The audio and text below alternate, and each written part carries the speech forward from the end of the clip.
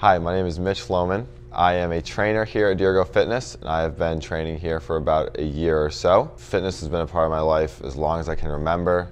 Ever since I could run around the yard, I was involved with sports. My mom and dad always put me in different sports, which is kind of funny because after doing this profession, you find out that everybody is in fact an athlete in their own.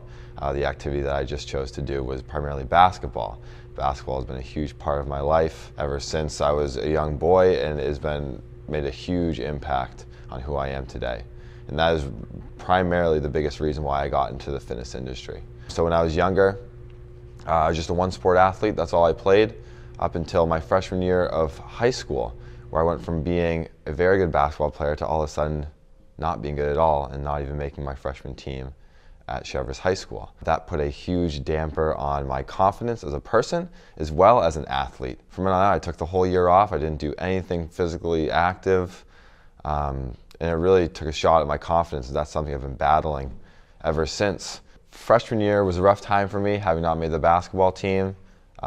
Confidence low, family issues, consistency issues with just everything in life. My mom made the move up to Freeport, so I transferred high schools.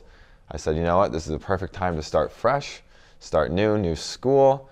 I definitely have to give basketball a try again. I know I'm not ready to give it up. So I gave it another shot, and that really catalyzed my whole love for basketball and even my love for fitness in general. I played 3 more years at Freeport where I was a varsity athlete, and that is when really fitness took over my life. I began to prepare for basketball through the weight room, through physical activity. The biggest factor that was holding me back was my physical ability to play the game. I thought my skill was there. I just needed to be a little more physically present in the game, whether that be jumping higher, running faster, being able to hold my own on the court against the other kids.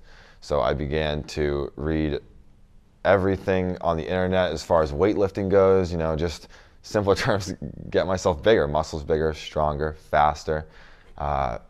If you know a basketball player, they definitely have talked about dunking once or twice in their life, and that's definitely was one of my dreams. I bought every vertical jump workout program you could think of off the internet to try it on my own. I got hurt a few times in the process, so then I started to get a little bit down on myself, but I stuck with it. I read more.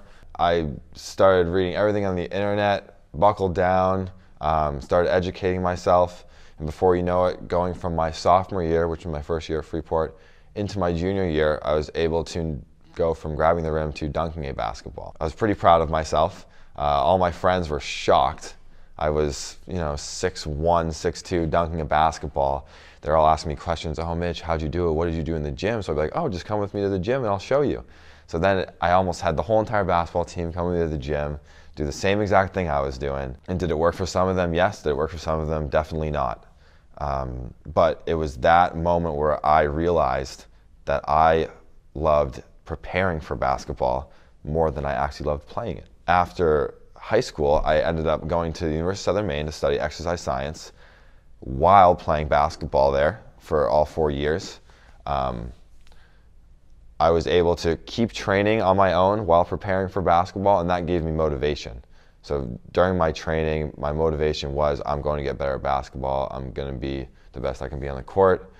And that quickly transitioned into, okay, I just want to be healthier. I just want to live a better lifestyle.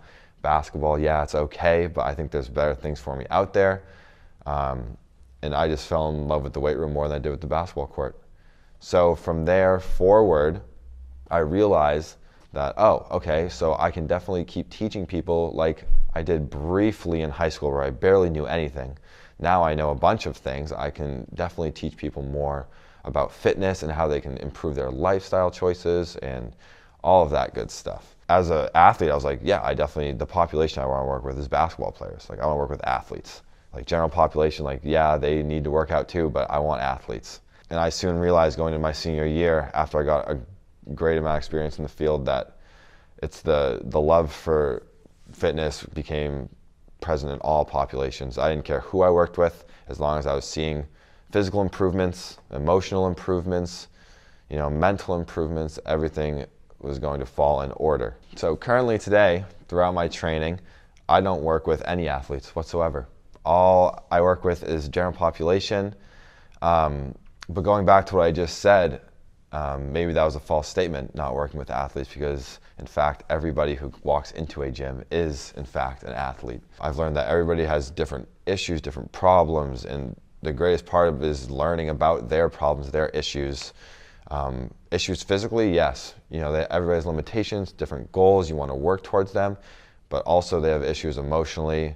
They're not just dealing with the gym, they're dealing with life as well, and you can be a coach to them physically and mentally as well. And I have found that that is one of the most rewarding things about this profession.